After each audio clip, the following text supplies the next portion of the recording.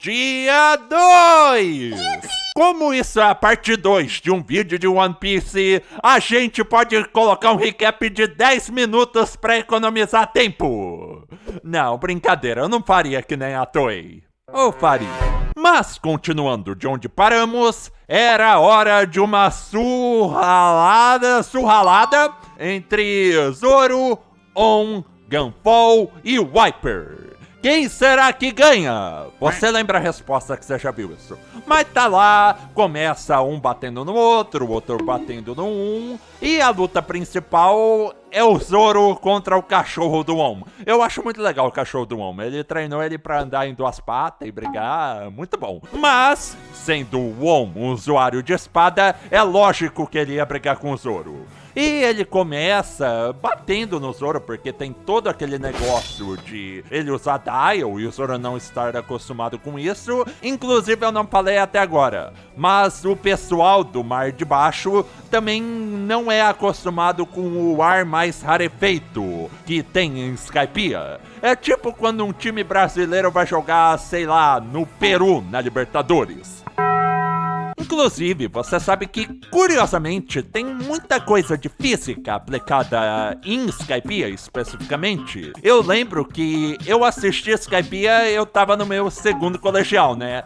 E foi a época que a gente entrou em coisa de pressão, física elétrica. E foi muito legal ver, colocar as coisas que eu aprendi em One Piece. Mas, enquanto isso, o Enel aparece pra Robin. E a Robin pergunta cadê todo o ouro da cidade, e a Enel fala, eu peguei pra mim, eu portuguesei. E ela pergunta sobre o sino de Shandora, que não tá lá em lugar nenhum. O Enel não sabe de qual sino ela tá falando, mas ele tem interesse, porque é um sino de ouro, e isso se encaixa na pessoa Augusta de Enel. Augusto é um adjetivo, você sabia disso? Aprendeu agora. Então agora ele tem um novo objetivo. Mas a Robin diz que Shandora foi destruída no passado protegendo o texto antigo, que não é só o Poneglyph, só que ela não sabe onde está esse Poneglyph. E o Enel fala que o objetivo dele é voltar para o Endless Vart, que eu já falei. Voltar pra Lua. E ele tem, talvez, a história mais importante dos rostos de capítulo depois no mangá, que é ele voltando para a Lua, encontrando androides do pessoal que habitava a Lua e descobrindo que existem 3 raças. Os Lunários, que depois se tornam muito relevantes em One Piece, os antepassados de quem habita Skypiea e uma terceira raça de da qual o Enel e os sacerdotes dele descendem. E no ponto que eu tô gravando esse vídeo, o flashback do Joy Boy e o resultado dele não existem ainda. Mas eu sou honestamente capaz de apostar que Skypiea vai ser bem relevante depois. Porque se ele foi o primeiro pirata, a primeira pessoa que conectou as ilhas diferentes, a Ilha do Céu provavelmente tá nessa conta. Fora todo o negócio da relevância atual pro mundo afundando, que eu já falei de Skypiea, eu tenho certeza que o valor de Skypiea no mercado vai simplesmente decolar. Comprem suas ações de Skypiea agora em Gine Finanças de Anime. E o mais importante dessa história de Shandora é que a cidade foi destruída pelo governo mundial, sim, mas eles deixaram descendentes e protegeram o Poneglyph. Existiu gente que foi capaz de brigar de cara com o governo mundial durante o século perdido, que nessa época do mangá era década perdida, mas isso provavelmente é erro de tradução, e sair na vitória parcial, mas ainda uma vitória. Existiu gente que já brigou com o governo mundial e teve uma vitória. O governo mundial não conseguiu apagar tudo no que virou o século perdido. Isso é muito importante. Outra coisa que eu esqueci de falar, isso vai acontecer um pouco porque eu só anotei os pontos principais. O Sanji e o Usopp estão mortos, porque o Enel foi lá no Going Merry, que tava quase fora da ilha, dar um oi depois que o grupo que tava lá derrotou outros vilões menores, que eram os irmãos do Satori, e ele dá um oi pra Nami, pro Gunpowell, mata o Sanji e o Usopp, eles estão bem, não se preocupe, e a Nami vai lá pra onde ela tá agora e deixa o Going Merry com a Konis e o pai dela. Durante todo esse regaço, o Luffy ainda tá lá no seu rodeio de cobra e acaba com a cobrona comendo a Nami, o Gunpowell e o Pierre, o pássaro cavalo dele, e a Aisa. A Nami, o Gunpowell e o pássaro conseguem escapar, mas o Luffy fica lá de babá pra Aisa. Coitada, ela que fica de babá pro Luffy, ainda lá dentro da cobra. Daí o Enel diz ok, agradece toda a informação e faz um churrasquinho de Nico Robin. Na verdade, o Enel tem toda uma temática interessante envolvendo o poder de trovão dele. Todos os ataques dele têm nome de deuses de raio, inclusive um indígena brasileiro, eu não lembro qual agora, mas eu tenho certeza que tinha. E os 4 tambores dele, e ele ter que bater neles para fazer um ataque de raio, é baseado no deus japonês do trovão, Aijin. Esse nome vai ser importante daqui a pouco, ou outro nome desse deus, Raiden. Você já ouviu esse nome antes, né? E essa temática de deus é muito presente na mídia japonesa. Um outro exemplo que é bem parecido com o Enel na representação é o Hantengo de Kimetsu. Até o negócio dele bater no tambor para fazer ataque de raio. E enquanto isso, na gaiola de arame, o Zoro ganha do On. Mas quem aparece para conversar em seguida? O Enel! Ele parabeniza os sobreviventes do Battle Royale, ninguém lembra que isso aconteceu, e fala para eles irem com ele para Endless Vart, porque eles são dignos. Ele usará a Arc Maxim, que ele fez com o ouro roubado de Shandora pra chegar lá. Não sei porquê, todo mundo recusa. O Wiper consegue dar algum dano no Enel com um tiro de pedra do mar, que falaram pra ele que ia matar ele se ele usasse uma vez, já é a segunda vez que ele tá usando, mas o Enel simplesmente reinicia o coração dele com choque, ele brinca de Jotaro e todo mundo ali leva um sacode do deus Enel. O Zoro perdeu aqui, mas ninguém conta pro Luffy. Mas tem uma coisa nessa parte que eu acho muito interessante, falando da física de agora a pouco, que o que mata alguém não é a voltagem, é a amperagem, a corrente. Uma diferença de potencial em um circuito elétrico gera uma corrente. E é isso que mata alguém quando passa pela pessoa. E todos os ataques do Enel usam voltagem. Ele fala 200 quadrilhões de volts. Voltagem não mata. Mas tem uma hora nessa briga do Enel contra os 4 que ele pega 2 dedos e bota eles com o Wiper no meio. Ele faz um dedo ter 110 mil volts e o outro ter 210 mil volts. Uma diferença de potencial, uma tensão diferente, ou seja, gera corrente. Eu não sei o quanto isso geraria de corrente. Alguém pode comentar aí embaixo fazendo a conta. Eu curto o comentário se eu achar. Mas dá um pouquinho de dano. O Wiper quase morre de novo pela 3ª, 4ª vez. Eu já perdi a conta. Ele fica lá deitado. A Nami, tendo o hábito ruim dela de desistir quando aparece alguém muito forte, diz que ela se rende. Ela vai com o Enel pra Endless Vart, talvez ainda pensando em enganar ele, mas ela não sabe como fazer isso, e segue ele pra Arc Maxim. Nisso, o Luffy e a Aisa finalmente conseguem sair da cobra, porque o Enel eletrocutou ela, e vão atrás dele, porque a Aisa consegue escutar a voz do Enel e da Nami, então eles sabem aonde ir. E começa aí o primeiro round de Luffy versus Enel. Mas antes, a gente finalmente vê como é a Arc Maxim do Enel. Ela nada mais é do que uma arca, é mesmo, gigantesca, feita só para o Enel e movida a eletricidade, movida a Enel, basicamente. Por isso ele precisava do ouro de Shandora. Na tabela de condutibilidade de metal, o ouro é o terceiro metal mais condutível que tem. É o azar do Enel que não tinha uma cidade de prata. Mas vendo agora a Arc Maxim, eu fiquei pensando de onde o Enel tirou o design dela.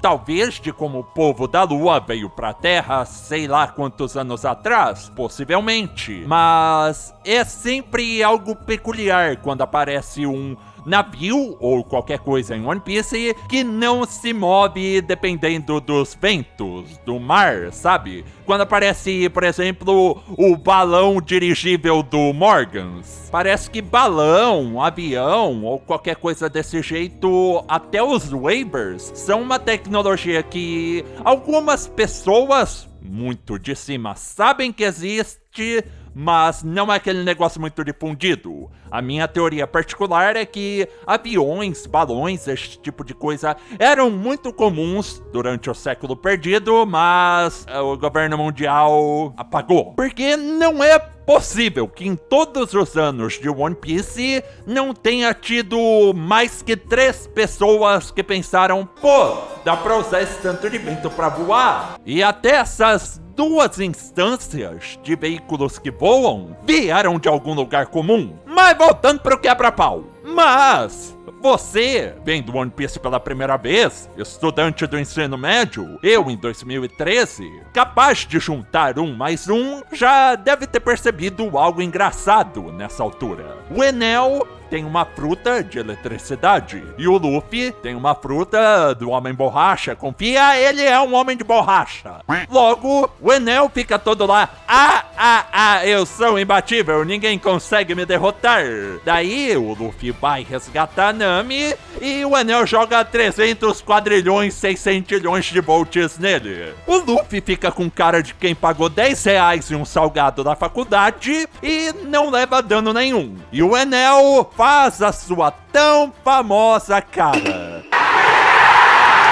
Ela não foi a primeira cara cômica de One Piece, mas é definitivamente a mais simbólica, porque depois disso, a cara do Enel volta várias vezes. Os chapéus de palha fazem algumas vezes. Eu lembro da Perona fazendo a cara. Eu lembro da Pudim fazendo a cara. É algo legal, de verdade. E também vendo o Luffy lutar com o Enel, eu lembro como desde sempre as lutas do Luffy, talvez mais na primeira parte da história, tinham aquele caráter cômico. Desde sempre, ele lutou como um personagem de cartoon, soprando o dedão pra encher a mão. Todo o negócio do começo do Gear de fazer o sangue correr no corpo dele, você vê isso na animação.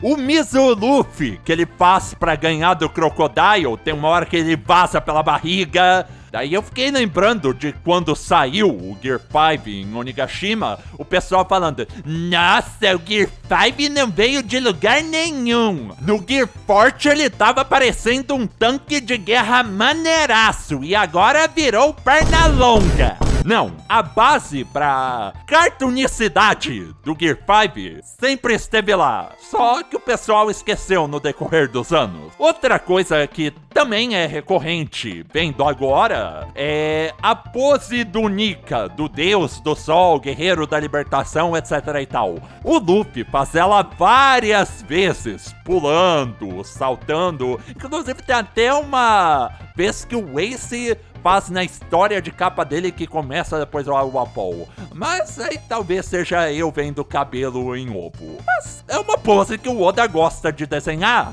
Você percebe isso? É o foreshadow de 500 anos atrás. É o prepúcio. Oda gênio. Outra coisa interessante, além da reação cartunesca do Enel, é a informação de que a Nami fala, é porque o Luffy é de borracha. O Enel fica, o que é borracha? Ele não sabe.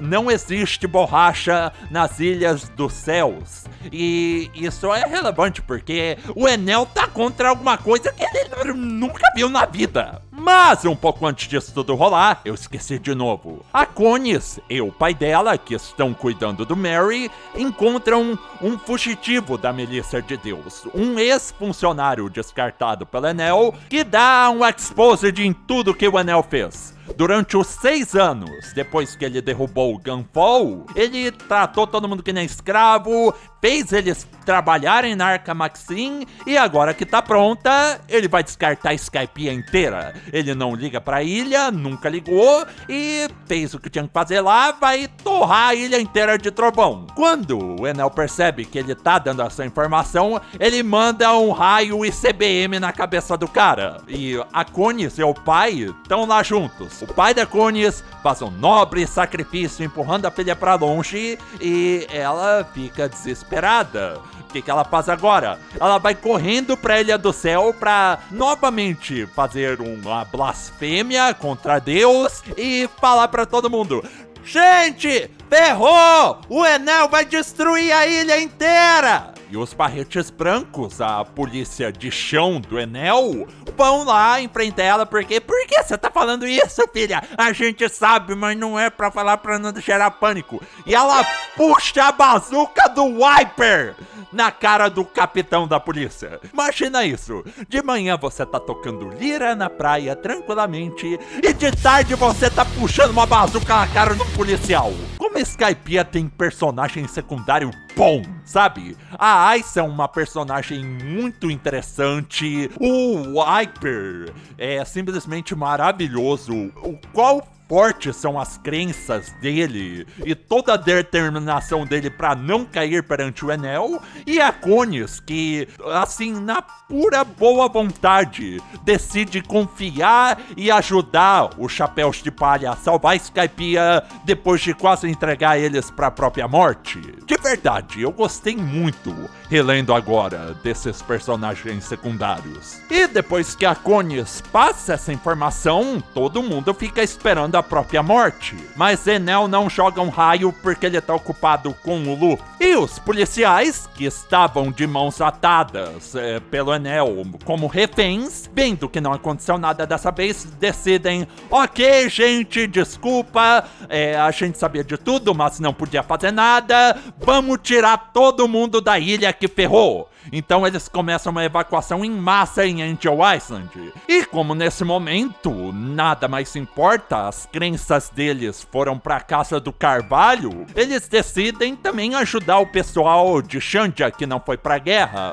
os idosos, as crianças, e falam pra eles: vamos vazar que deu tudo errado. Porque nessa altura, o Enel já ligou a Arca Maxim. Ela está gerando nuvens negras, nuvens carregadas de eletricidade sobre o céu de Skypiea. Tá ficando com o céu escuro e ele pode mandar raio em qualquer parte da ilha que ele quiser. Pode ser só eu, mas eu acho que a Arca Maxim é o primeiro momento de tecnologia high-tech de One Piece.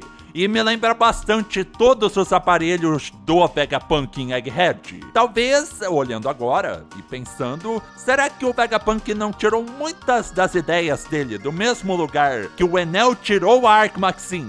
E talvez, muito provavelmente, vieram do século perdido? Vamos ver se eu acerto ou erro. E depois de sacar a dinâmica que ele não consegue bater normalmente no Luffy, o Enel bota ele em xeque, mudando a escala, o que cada um tá apostando na luta. Porque ele fala pro Luffy: tá, eu não consigo bater em você, eu vou destruir Skypiea. E o Luffy, naturalmente, percebe que ele tá lutando contra o Enel agora com Skypiea como refém. Mas o Enel, sendo estudado em física, lembra de algo chamado efeito Joule, a capacidade de transformar energia elétrica em térmica, calor, coisa quente. Então ele pega o parte do ouro da Arca Maxim e faz um tridente esquentado pra caramba, que tecnicamente devia derreter, mas a gente releva isso, e fica espetando o Luffy pra queimar ele. E ele consegue dar um dano considerável no Luffy dessa forma.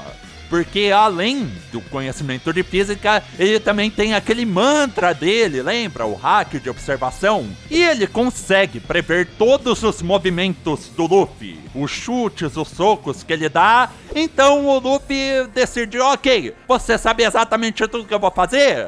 Eu não vou pensar em nada. Ele desliga o cérebro e inventa o Gomu Gomu no Baka. É o puxa-puxa no idiota, ele lutando sem pensar, é isso.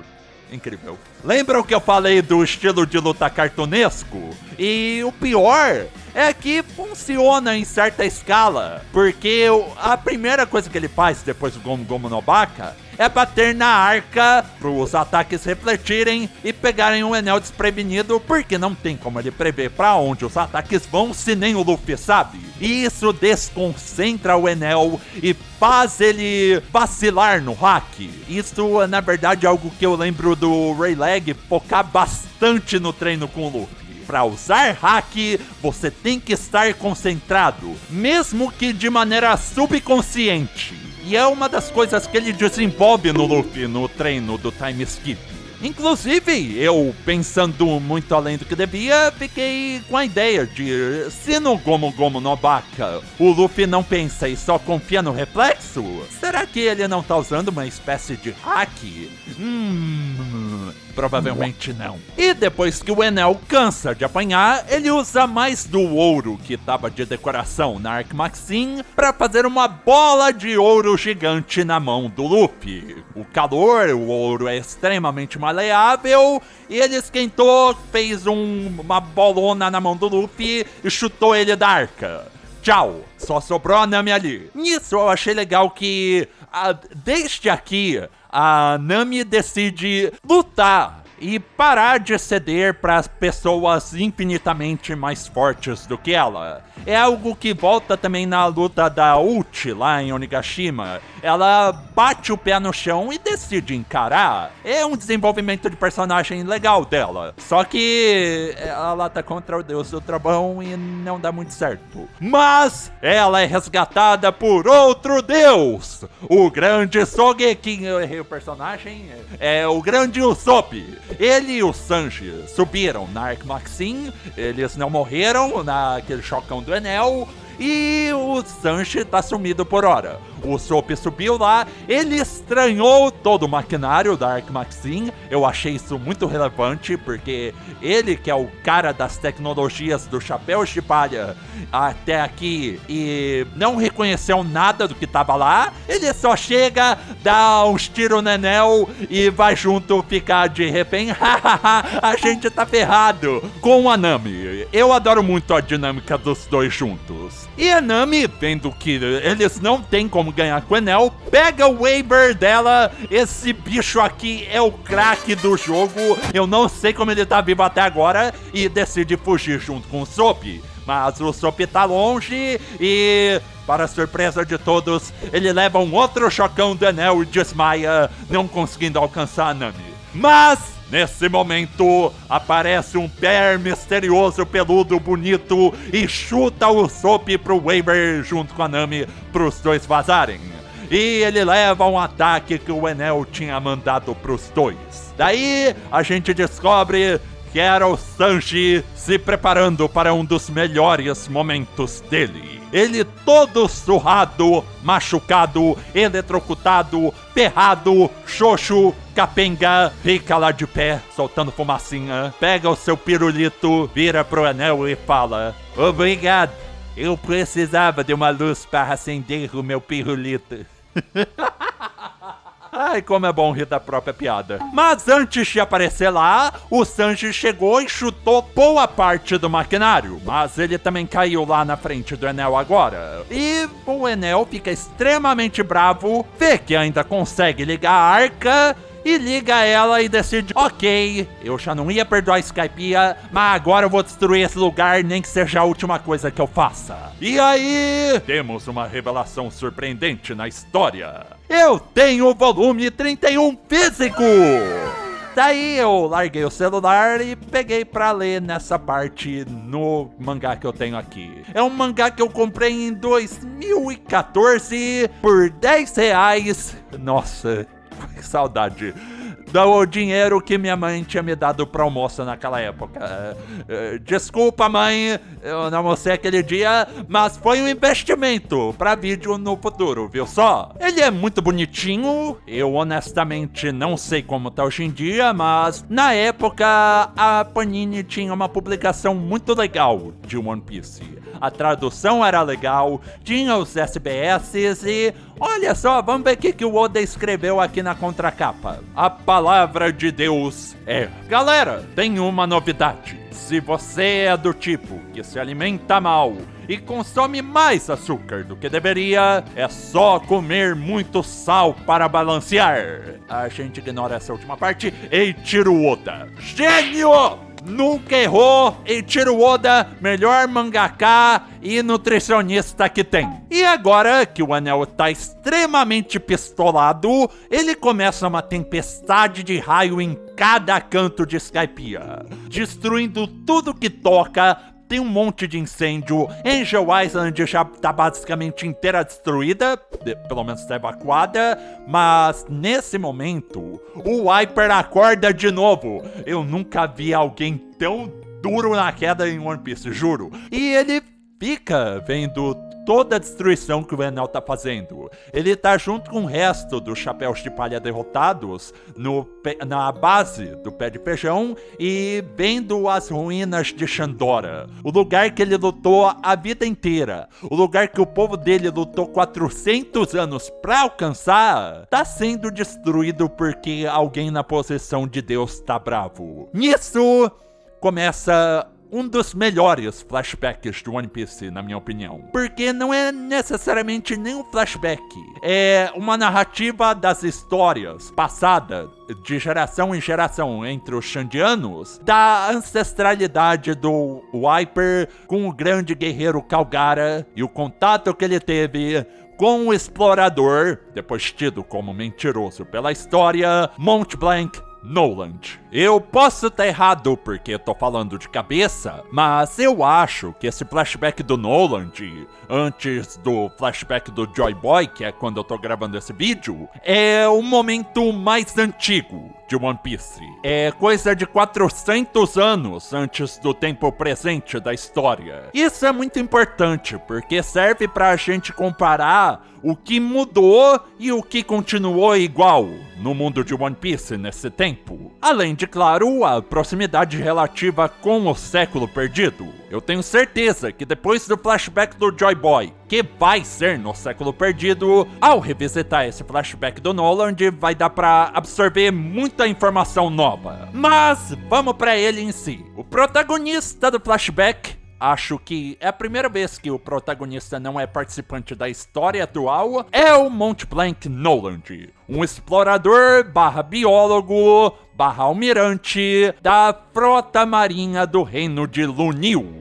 E quando começa o flashback, a tripulação dele já tá quase indo conhecer o Vasco. Eles estão sem comida, estão sem recurso, e o Noland simplesmente, não tem nada no freezer, e vai lá, pesca um Senhor dos Mares pro pessoal comer. Mas continua uma situação muito precária. Faz 2 anos que eles estão no mar procurando plantas para o reino de Lunil. Até que numa bela noite, o Noland escuta um badalar do sino que ninguém mais na tripulação ouve. Mas ele ainda fala, gente, direciona o navio pra onde eu tô ouvindo isso daqui que eu acho que a gente vai achar coisa. E quando o pessoal segue a direção do som que só ele ouve, eles de fato acham terra. Uma ilha que, para a sorte absoluta da tripulação, tá tendo uma epidemia ferrada. Os Shandianos, habitantes da ilha que eles conhecem como Jaya, estão sofrendo de uma praga terrível que deixa a pele de todo mundo que é infectado com manchas verdes, a pessoa fica extremamente doente e morre rápido. E a aldeia acabou de perder o sacerdote, a pessoa que se comunicava com Deus da aldeia de Shandia. E a última coisa que esse sacerdote falou é que eles precisavam sacrificar uma virgem para acalmar o Deus da tribo. E tem tanto vascaíno nessa vila que não dá mais nem pra produzir urna obituária pra todo mundo. Então eles decidem quem vai ser sacrificada e vão para o altar do sacrifício, que é o mesmo que tá lá em Skypiea. Mas Mont Blanc Noland e sua tripulação, os famosos colonizadores do bem, TM, sabem, com o conhecimento médico que tem, que isso que tá infectando a vila é uma doença conhecida e facilmente curável para eles, chamada febre das árvores. Eles encontram um menino infectado da vila chamado Seth na praia, quase morto, aplicam a vacina nele e no resto da tripulação, escutam tudo que tá rolando, daí vai lá o Noland, numa atitude totalmente normal, vê o deus cobra da tribo de Xandia lá, quase comendo a virgem.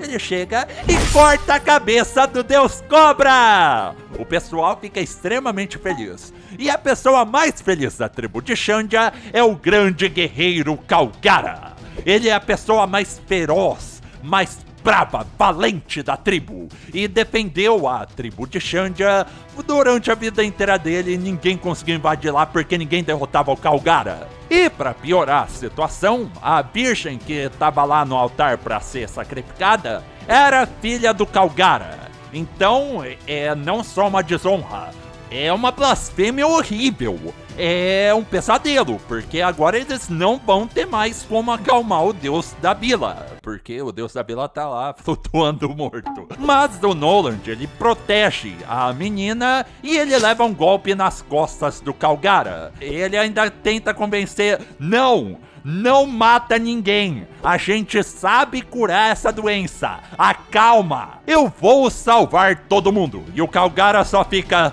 eu quero tanto matar esse cara. Mas o Noland e o chefe da aldeia conseguem chegar em um acordo. A tripulação do Noland vai ficar de refém no centro da vila até ele procurar a planta que ele diz precisar para fazer o antídoto e salvar todo mundo da aldeia de Xandia. E o Noland, sendo uma pessoa não burra e determinada, ele aceita o acordo porque ele sabe que consegue. Você já deve ter percebido que a situação aqui é um pouquinho só de choque de cultura. De um lado tem o biólogo com conhecimento e o equipamento capaz de curar a doença. E do outro tem uma tribo que tem a sua cultura, mas no momento ali, por causa da doença que assola a tribo, tá todo mundo sendo regido pelo medo. Eu não vou entrar nos desdobramentos culturais disso, porque se você chegou até aqui, você deve conseguir pensar neles, mas eu acho muito legal uma fala quando o Calgara, totalmente sangue nos olhos, vira pro chefe da vila e pergunta: por que você deu a oportunidade pra esse coiso tentar salvar a gente? E o chefe da vila fala: olha, eu não sou que nem aquele sacerdote que morreu. Eu não posso ouvir a voz de Deus, mas eu posso ouvir a voz de um homem sincero. Caramba, chefe, cinema. Depois disso, uma informação muito importante de que eu amo a sessão Sempre Bom Saber, porque ela é feita só pra soltar informações sobre partes íntimas de personagens que comeram frutas do diabo e pro Oda corrigir erro com desculpa. Por que que o chapéu do Chopper saiu junto com os chifres dele? Ah, é porque ele tava tão assustado que os chifres pularam junto. Confia. E nessa parte também tem uma história do Ace procurando pistas pra caçar o Barba Negra e ele se infiltra numa base da marinha e eu ri tanto dele achando o café da base amargo. Maravilhoso. Mas voltando pro flashback, o Noland vai para a floresta da ilha procurar a tal planta que ele precisa. Ele acha ela fácil, tá voltando tranquilo, mas terremoto balança a ilha inteira. Provavelmente uma Knock-Up String que foi contida, mas no contexto atual de One Piece, quando teve aquele terremoto que o Vegapunk previu e teve todo o negócio de aumentar o nível do mar, qualquer terremoto na história se torna muito mais relevante. Inclusive, eu fico até pensando se as Knock-Up Strings não são algo artificial, feito pelo próprio Imo. Daí uma game theory. Mas o resultado do terremoto é que o Noland fica preso num pedaço enorme de terra. E o Calgara acha ele ali e ele fica... Tá preso aí? Precisa de ajuda? E se eu não te ajudar? E o Noland fala pro Calgara que eles não sabem o que está acontecendo ali. E esse desconhecimento sobre a doença tá deixando todo mundo ali com medo e incapaz de julgar a situação corretamente. O Calgara, em primeiro momento, ele não tá nem aí, mas da hora que o Noland fala, você não quer salvar sua tribo? Você pode fazer isso agora. Você quer mesmo ver todo mundo ali morrer? Aparece o filho do Deus Cobra e o Calgara avasca a cobra. E ele vira pro Noland e pergunta, isso aqui que eu matei, é um deus ou uma cobra? E ele desaba de chorar na cara do Noland porque ele não sabe o que fazer. Mas ele resgata o Noland da fissura, porque julga ser o correto. O Noland faz a vacina, cura todo mundo da tribo rapidamente. Crise resolvida! E então, 4 dias depois, o Calgara, como agradecimento, decide mostrar para o Noland a antiga moradia da tribo de Xandia, a cidade de Xandora. E quando o Noland chega lá, nós temos a visão de como era a cidade de Xandora 400 anos atrás. E que spread bonito! Eu não me canso de elogiar a arte do Oda, mas eu preciso fazer a reclamação que no meu volume físico, a Panini executou essa spread por causa das páginas serem muito juntas. Eu vou tirar foto pra mostrar. E o Calgara, depois da vila inteira ser curada pelo Noland, virou o melhor amigo do cara. BFFF, risada, alegria. E ele agora tem confiança total nele. Então ele conta a história de Xandora pro Noland. Ele fala que a cidade banhada em ouro foi destruída 400 anos atrás, que seriam 800 no tempo atual, para proteger um Poneglyph, que tá lá, bonitinho, na estrutura do grande sino de Xandora. Daí fica tudo good vibes, os marinheiros do Noland e o povo de Xandia tá super amigo, todo mundo feliz, troca cultural, e nós temos a dança do Nika novamente, agora 400 anos atrás, numa festa de novo. Isso pra mim reforça a ideia de que aquela dança de Nika do Luffy não foi uma ideia jogada. E é importante essa dança ser feita pelo povo de Xandia, porque eles são descendentes diretos de quem viveu no século perdido. Agora, onde o Luffy aprendeu essa dança? Não sei, porque ele tava dançando com o lobo. Provavelmente foi o Shanks que falou pra ele. O Noland, ele ainda fica falando que ele tem que fazer um trabalho rápido nessa ilha, mas o importante é que está tudo bem na ilha de Jaya. Até que não tava tudo bem. 4 semanas depois do início da estadia dos marinheiros do Noland na ilha, depois de uma reunião, todo mundo da tribo de Xandia fica bravo, desacreditado com o Noland e os colegas. O pessoal de Xandia começa a ignorar, olhar torto, fingir que não tá vendo, dá ghost no Noland e nos marinheiros. E eles ficam, pô, o que a gente fez de errado? We don't talk anymore. Mas o Noland fala, ok, eu não entendo o que aconteceu, mas vamos acabar o nosso trabalho aqui e ir embora da ilha pra seguir viagem. Até que na noite antes de partir, a filha do Calgara, aquela que ia ser sacrificada lá, chegou no acampamento do Noland de noite e conversou com o marinheiro pra explicar e perguntar por que eles fizeram o que eles fizeram.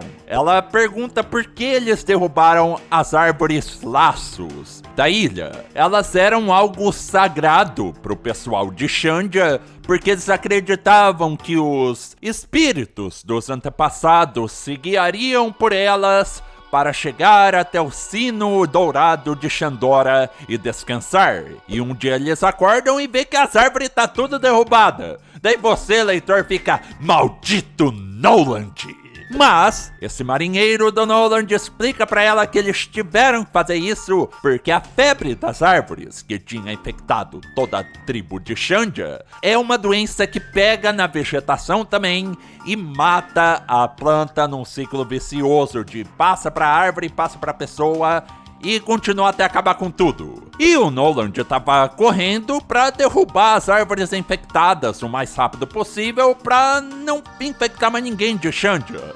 Foi tudo um grande mal entendido. Daí ela vai correndo no dia seguinte explicar pra todo mundo da tribo: gente, nós errou.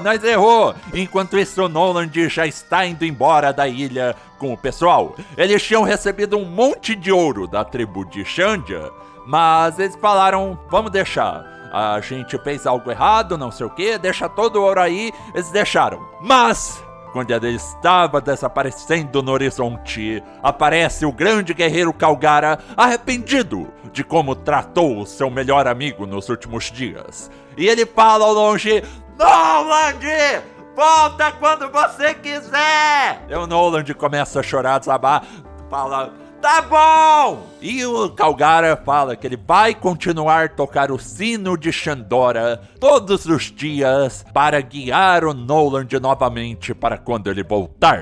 A amizade foi reatada, mas o Noland acaba voltando para o reino de Lunil e lá ele fala pro rei de como ele encontrou uma cidade dourada, cheia de ouro.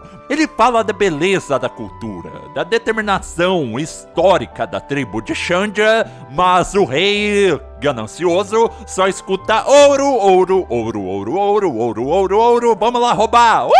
E o Noland fica tranquilo por alguns anos nessa ilha. Inclusive, ele até conta para crianças a história de quando ele visitou o reino dos anões, a tribo Tontata. Ele era um aventureiro e tinha um monte de história. E essa tribo dos anões é relevante de novo lá em Dressrosa, que eles lembram do Noland. Isso é foreshadow sem mais nem menos.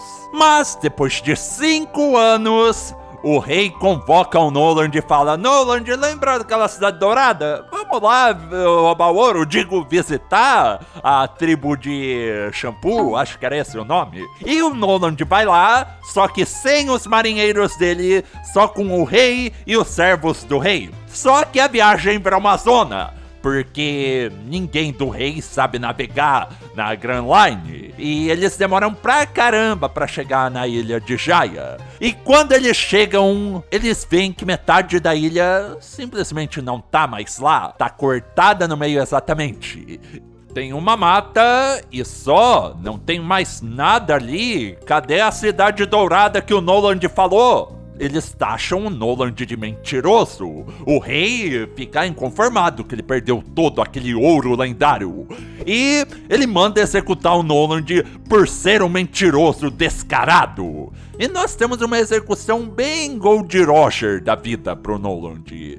E ele acaba ficando marcado na história como Noland, o mentiroso, porque até o último suspiro dele, ele defendeu: a cidade dourada de Xandora existe. Mas ninguém acreditou nele. Enquanto isso, o que aconteceu lá em Jaya, obviamente, foi que veio uma Knock Upstream e mandou a ilha de Jaya pro céu. E o antigo deus de Skypiea, quando ele vê que surgiu terra lá na ilha do céu, ele fala: eu quero isso, vamos lá brigar. E eles expulsam os Xandianos da ilha de Jaya lá no céu. O Calgara e os guerreiros da tribo não conseguem lutar direito por causa do ar rarefeito.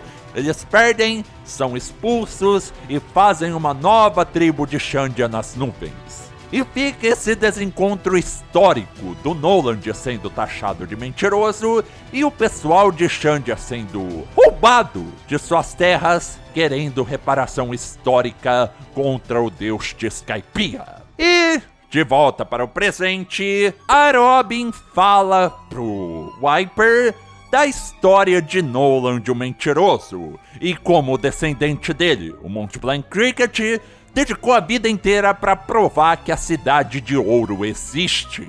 E o Wiper fica feliz escutando isso, porque ele é obviamente o descendente do Calgara. Isso não é um salto de lógica imenso.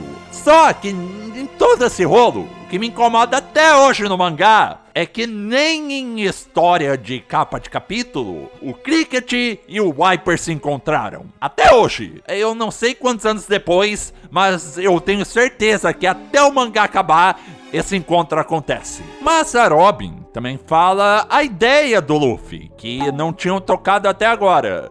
Quando tava ela, o Zoro e o Luffy procurando a Cidade Dourada, o Luffy falou: tem um sino douradão nessa cidade, né? Vamos tocar isso pra falar pro tiozinho da cabeça inchada lá embaixo que a Cidade Dourada existe. E o objetivo dele é esse: tocar o sino dourado de Shandora para que Mont Blanc Cricket escute lá embaixo. E o sino tá, obviamente, no topo do pé de feijão, porque ele caiu bem no meio da cidade, empalou a cidade quando ela foi pro céu.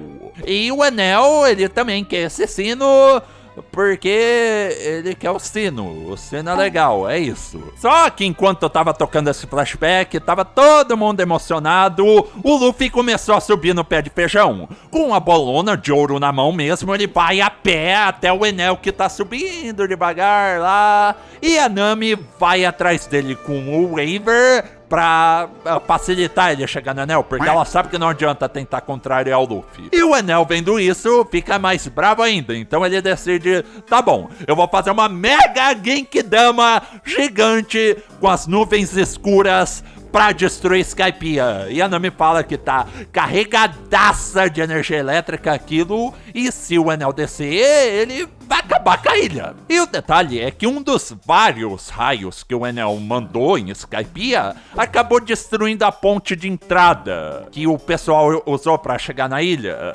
Então tá todo mundo que mora em Skypiea, os habitantes de Angel Island, que não existe mais, e a tribo de Xandia, lá nos barcos parados sem ter o que fazer, todo desesperado. Nisso o Luffy continua lá subindo, tentando alcançar o Enel, esticado pra caramba. Eu juro, eu acho que esse arco testou a elasticidade do Luffy de forma que nenhum outro arco tentou. Eu não lembro de nenhum outro momento em que o Luffy estica tanto o corpo quanto ele tá fazendo aqui. E tem uma hora que ele ergue o braço dele, que não tá com a bola dourada, um monte, e ele alcança a beiradinha da Arc Maxinha. Só que o Enel dá um chutinho e ele cai de novo, é muito engraçado. E a Genkidama cai, acabou, não existe mais nada da Angel Island. E o Enel chega no sino. Só que quando ele vê que o Luffy continua tentando de novo mais uma vez, ele fica mais pé da vida ainda. E ele prepara uma hiper mega ultra Genkidama mais forte, poderosa e gigante que a outra, instinto superior com Katopri em cima. Essa, se cair, destrói toda a ilha de Skypiea. Nisso, enquanto o Luffy cai, a Nami finalmente alcança ele e decide dar carona no Waver. Como está segurando o peso dos dois e da bola dourada, eu não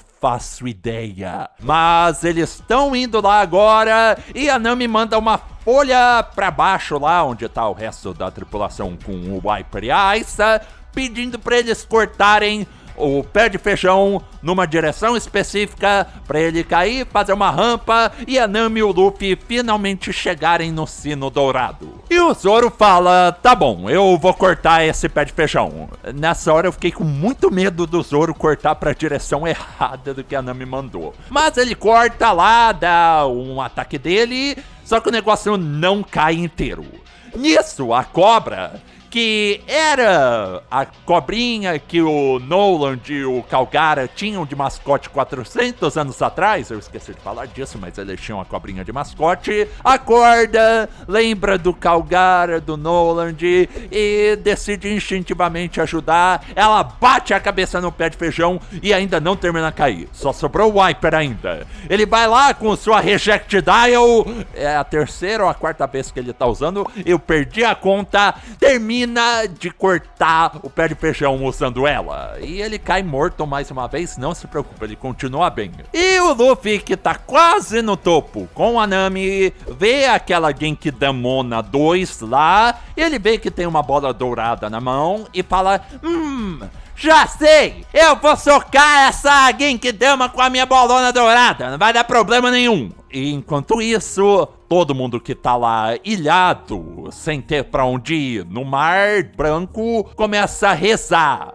Eles rezam para que, se Deus realmente existir, que ele salve Skypiea da destruição. Você, vendo essa cena uns 3 anos atrás, talvez não pensasse muito sobre. Pô, é o reino inteiro confiando no Luffy, e é isso. Mas, hoje em dia, depois que o Luffy, a história, o Oda engataram a quinta marcha, todo o negócio muda. Porque vamos pensar no que acontece nessa cena, tendo o contexto de que o Luffy comeu a fruta do deus Nika.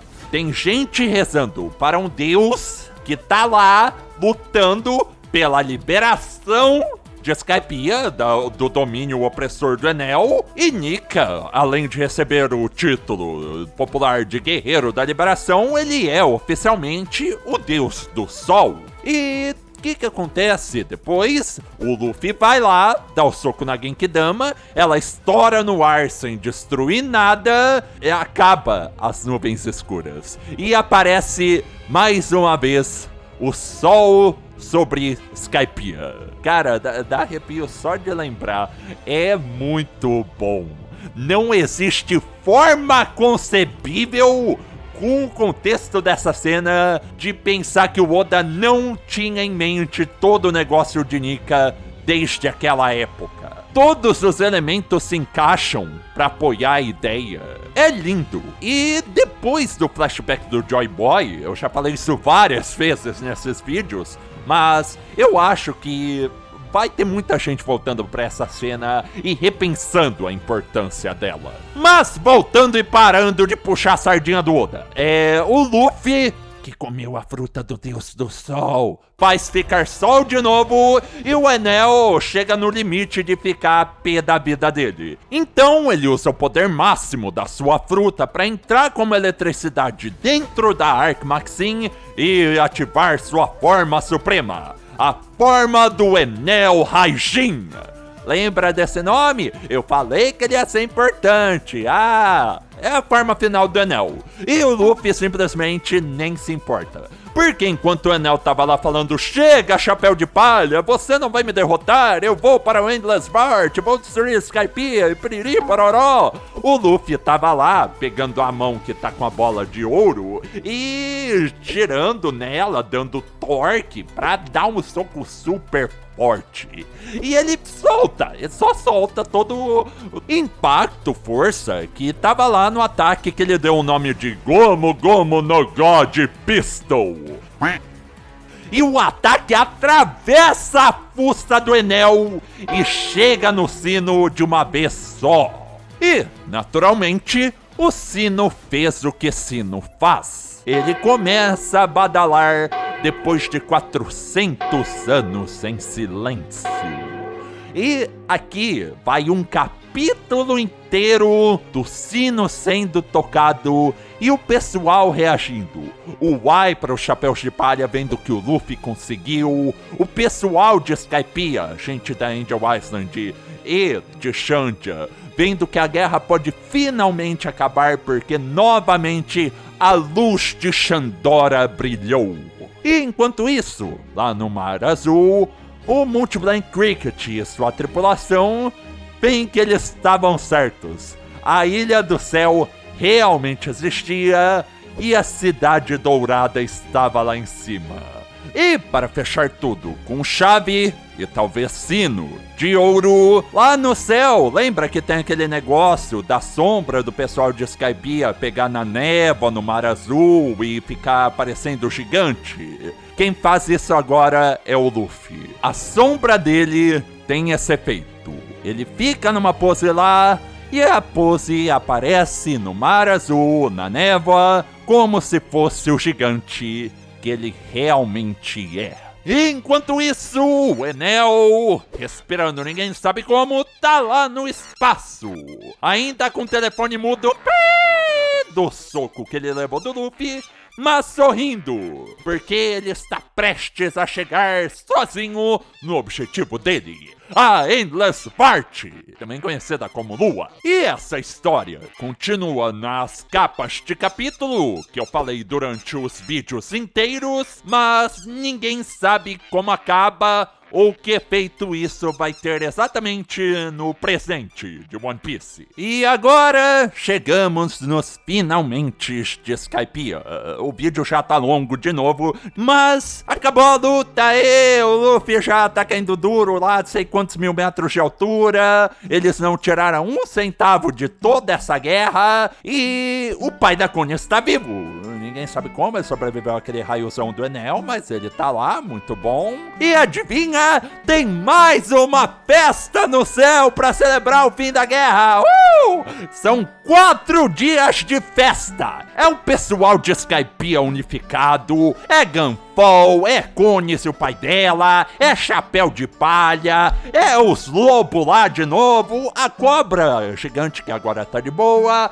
Fazem 4 dias de farra, pinzuco e foguete. E depois que cai todo mundo duro dormindo do festão, o Luffy decide acordar o pessoal pra ir embora logo, roubar o ouro e vazar.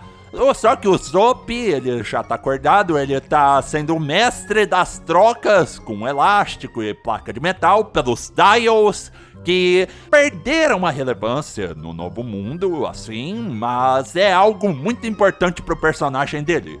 Tudo que ele constrói e usa em combate depois tem algum dial. Enquanto isso, alguém muito linda e maravilhosa, chamada Nico Robin, lembra do Poneglyph que tá lá no sino, que eles desceram num esforço conjunto, então ela vai ler. E o Poneglyph de Shandora fala sobre uma arma antiga, que nem o de Alabasta. Ele narra a história de uma arma antiga com tanto poder que foi chamada com o nome do deus do mar, Poseidon. E enquanto eu tô gravando isso, ninguém tem um fim concreto para definir o que são as armas antigas. Mas eu acho, de novo, que o flashback do Joy Boy tá aí pra mudar isso. Eu tô dando all-in nesse flashback, mas eu realmente acho que ele vai ser importante.